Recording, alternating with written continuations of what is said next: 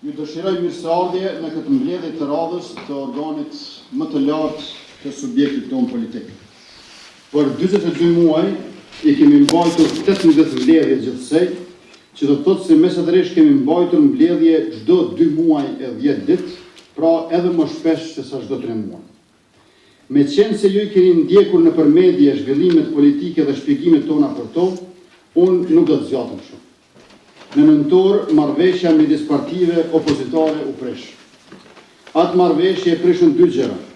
Në njërën anë, lakmia egoiste për pozitën e kryeministrit që përktyrohej si një front mbretëror, thua se jemi monarki klasike e jo republikë parlamentare, dhe në anën tjetër, frika nga burgu, pasi që ambasadori amerikane përmendi dosjet e korrupsionit në prokurori, sidomos ato të qeverisjes së Isa Mustafës së Komunës së Shtirës. E kur ju prish pazari, edhe LDK, edhe AAK rendën të thashi se mos merrnin pazar më të mirë, pa u brengosur që shteti vazhdonte të ishte i kapur prej të njëjtit. Nuk kemi qenë në arsyeja se u prish blloku opozitar, sepse neve nuk kanë pasur mundësi as na kërcënojnë me dosje, as na joshin me posta në pazar. Kësaj radhe u kuptua nga gjithë politikanë, ambasador, gazetar dhe i tërë popullin, se vetëvendosje nuk është as e korruptuar, as nuk është në politikë për të bërë pazare për të shtetit. Që prej ditës së parë, pra që prej 10 qershorit, për 3 muaj ditë rresht, është penguar e rezistuar marrëveshja edhe shtatore. Por edhe pas arritjes së saj, ajo është luftuar edhe për 3 muaj të tjerë, deri me 9 dhjetor, atëherë kur brenda natës u arrit marrëveshja Thaçi Mustafa Jablanović. Marrëveshja Shqip e 10 shtatorit për një kurs të ri të shtetit Kosovës u zëvendësua me marrëveshjen serbisht të 9 dhjetorit për kursin e vjetër që e lë Kosovën pa republikë. Prandaj, pikërisht tash që u zgjidh kriza institucionale, u intensifikua emigrimi i shqiptarëve nëpër Serbi e për nevojë. Ashtu siç ka thënë lëvizja jonë, u vërtetua që problemi nuk ka qenë kriza institucionale, por institucionet me orientim të udhëheqje të ndryshme. Të nderuar delegat të Këshillit Përgjithshëm të Lëvizjes sonë. Në Kosovën e pas luftës ka një marrëveshje kolektive për të harruar krimin e Serbisë. Kjo marrëveshje është e vetëdijshme në institucione dhe e pavetëdijshme në shoqëri. Institucionalizimi i shpall luftë harresës. Në Kosovë i është shpallur luftë institucionale kujtesës. Të vrarët e dënuarit, vuajtjet dhe dëmet e luftës u heshtën. E kaluara u shtyp sepse kështu bëi mundshëm dialogu i Thaçit me Serbinë, i cili e mbante Serbinë si shtet afër BE-s, kurse Thaçin si person larg burgut. Me qeverinë e re vazhdon avazi i vjetër, që do të thotë se ajo nuk është as qeveri për një mend dhe as pak e re.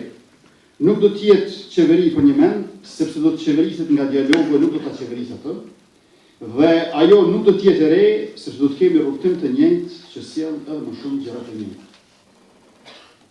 Objektivi është më i rëndësishëm se çfarë do qëllimi. Objektivi për ta është i qartë. Të rehabilitohet Kadri Veseli, Aleksandar Jablanovići dhe Hashim Thaçi, të cilët janë 3 shefat e vërtetë të Isa Mustafës, që do të duhej të ishte formalisht shef i tyre.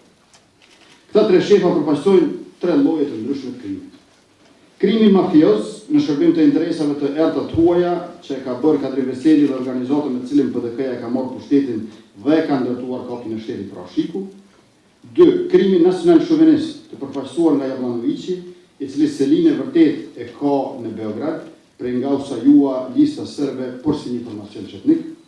Dhe 3. Krimin kombëtar përfaqësuar nga Hashim Thaçi, i cili e transformoi UÇK-n për ta shuar edhe TMK-n, i cili e zavendësoi bashkimin kombëtar me pavarësinë antisarit që sot po e negocion me Serbinë, dhe i cili ekonominë kombëtare, mirëqenien shoqërore janë nënshtroi privatizimit të egër dhe padrejësisë së gjykatave të korruptuara. Me të tillë shefa, Isa Mustafa fillon punën si kryeminist në 7 dosje të korrupsionit të trashëguar nga Prishtina, por mund të mbaroj këtë punë me një numër disa fish më të lartë të dosje. Nuk ka më iluzione për partitë në Kosovë, e humbja e iluzioneve është fitore shumë e rëndësishme. Ne nuk i trembemi kësaj qeverie, por i trembemi rezultateve të saj. Të dashur aktivistë vendosjes, Kosova i ka 2 smundje kronike. pazaret me servin që quhen dialog dhe privatizimin neoliberal që quhet tranzición. Por e ka edhe sëmundjen akute koalicionin PDK-LDK-SRS. Kjo qeveri me shumë gjas nuk do ta përfundoj mandatin e saj, shkak do t'jetë varfëria ekstreme e se do t'i nxjerrë njerëzit në protesta, pasi që emigrimi tash po ndalohet me polisi. Në këtë pikë, detyra jonë si lëvizje është që të bëhemi të afërt me njerëzit, që të japim atyre shpresë e t'i thrasim në organizim. Kjo punë duhet të fillojë qysh tash, bashkë me një reflektim të strukturave mbi atë se si mund të afrohemi edhe më shumë me të papunët, me të varfrit, me fshatarët. Tash kur jemi në një prej periudhave më të errta të Kosovës, ne duhet të shndrohemi në një dritë për popullin. Kjo nuk nënkupton vetëm kritikë në kuvend apo në foltore të konferencave. Kjo nuk nënkupton as vetëm protestat të thirrura në data të caktuara. Kjo nënkupton ngjalljen e një dashurie politike për njerëzit tonë dhe për vendin tonë dhe fillimin e takimeve të pandërprera me ta, jo vetëm formale siç janë tubimet e organizuara, por edhe jo formale. Fundja, aty ku njerëzit janë sadopak tub, me pjesëmarrjen e aktivistëve të lëvizjes, bëhet të dëmë. Secili aktivist e antar i vetëvendosjes do të duhej ta bënte këtë 2 pas dite në javë, pas punës apo pas shkollës a studimit, të takohej me 4-5 qytetarë të tjerë, të flasë me ta për hallet e tyre dhe të transmetoj këto probleme në lëvizje. Secili prej nesh do të duhet të jetë më i ndjeshëm ndaj atyre halleve, sa do të vogla e personale qofshin ato.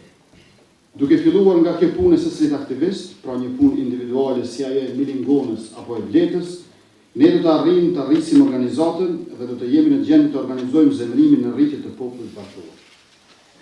Nëse ne nuk e bëjmë këtë, atëherë kjo zemrat popullore do të përfundojë e gjitha në përpjekje për emigracion, në kriminalitet apo në ekstremizëm fetar.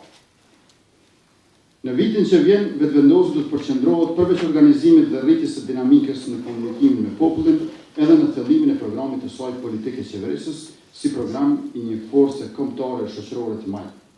Situata politike, bashkimi i forcave të djathta do ta bëjë edhe më të dukshme për popullin drejtësinë e programit tonë politik. Po ashtu, rezultatet e kësaj qeverie kanë për të qenë në kontrast të drejt për drejt me rezultatet e qeverisë së Shqipërisë ku qeverisin forcët e majta. Ky kontrast gjithashtu do të na ndihmojë në shpjegimin e dallimeve programore, ku ne do të vendosim theksin te bazat e socialdemokracisë, shteti zhvillimor e social, por mbi të gjitha tek punësimi i cili është do të mbetet prioriteti ynë i padiskutueshëm. Kosova nuk bën dot hapa drejt BE-s, edhe për një arsye që nuk përmendet. Hapat e tillë gjithsesi do të ishin hapa majtas krahasuar me pozicionin e djathtë neoliberal ku jemi nguluar tash. Por mbi të gjitha, ajo që na duhet sot është entuziazëm.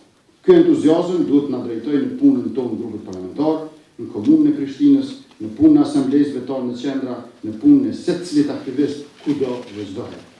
Deri tani është bërë punë e mirë. Ka shëtutje kjo punë duhet të përfishohet. Faleminderit.